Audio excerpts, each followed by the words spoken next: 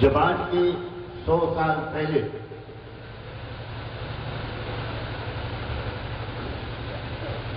پچانوے سال پہلے جب ایک آواز لگی تھی کہ اسلام کے نام پر ہم کو الگ ملک چاہیے، اور تھوڑے دنوں کے بعد 1936 کے بعد سے یہ محسوس ہونے لگا تھا کہ وہ الگ ملک بنے گا، اسلام کے نام پر ایک الگ ملک پاکستان بنے گا، تو ہم اور آپ ان بزرگوں کی اولاد ہیں جنہوں نے بہت سوچ سمجھ کر یہ فیصلہ کیا تھا کہ ہم اسی ملک میں رہیں گے، اور ہم ان بزرگوں کی اولاد ہیں اور آپ سب اسی نسل کی اولاد ہیں جس نے بڑی زبردست جد و جہد کر کے یہ بات منوائی تھی کہ اسلام کے نام پر کوئی ملک بن رہا ہے تو بنے، وہاں جانے والوں کو بہت مبارک ہو، لیکن یہاں اس وقت کی تعداد کے یہاں کے رہ جانے والے 15 کروڑ مسلمان وہ کسی دوسرے ملک میں جا کر سما نہیں سکتے۔ یہاں ہمارے بزرگوں کی ہزاروں لاکھوں خدمات ہیں، چپے چپے پر اولیاء اللہ دفن ہیں، یہاں فاتح ہند خواجہ خواجگان حضرت خواجہ معین چشتی کا جسد اطہر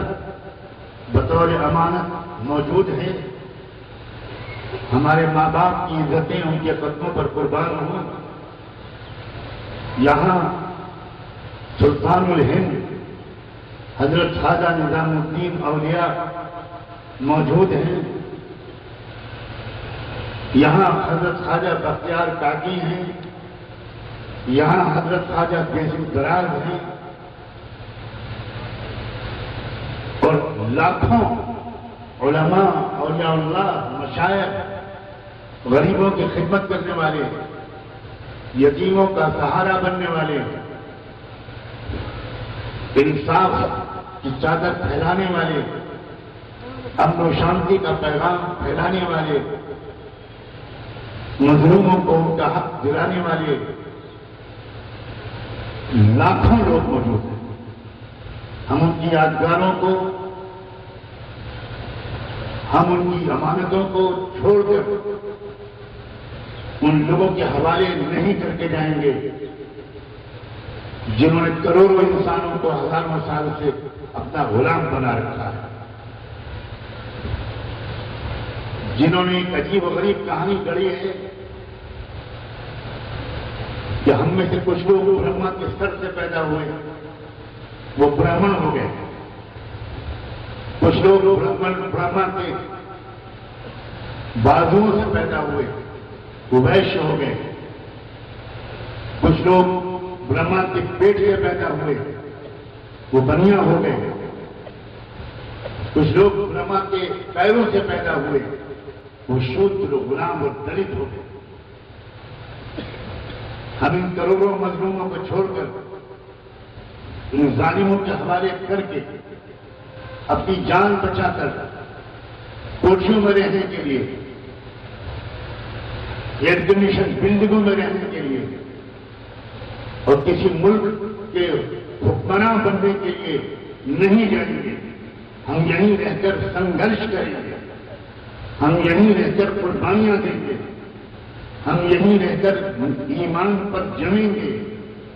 اور اپنے دوسرے بھائیوں اور بہنوں کی سیوا کریں گے۔ ہمارے ماں باپ معمولی لوگ نہیں تھے،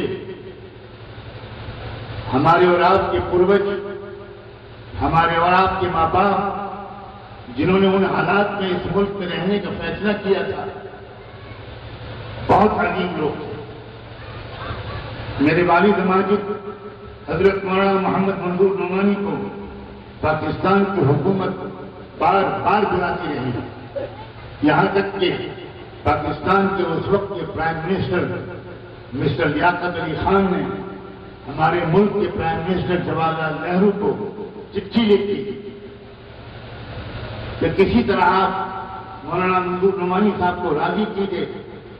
ہم ان کو اسٹیٹ کے جہاز بھیج کر بلوانا چاہتے ہیں،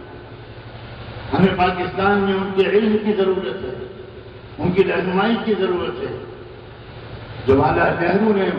وہ چٹھی میرے والد کے پاس بھیجی تو نہرو جی نے کہلوایا کہ میں بڑے دکھ کے ساتھ مگر بڑی عزت کے ساتھ آپ کو پاکستان بھیجنے کے لیے بالکل تیار اور سارے انتظامات کروں گا۔ والد صاحب نے ایک جملے میں جواب دیا کہ ہم مدینے میں اور مکے میں مرنے کے سوا کہیں اور مرنے کو بھی ترجیح نہیں دیں گے، ہم اسی ملک میں جئیں گے اور اسی ملک میں بڑھیں گے، ہم کہیں نہیں جائیں گے۔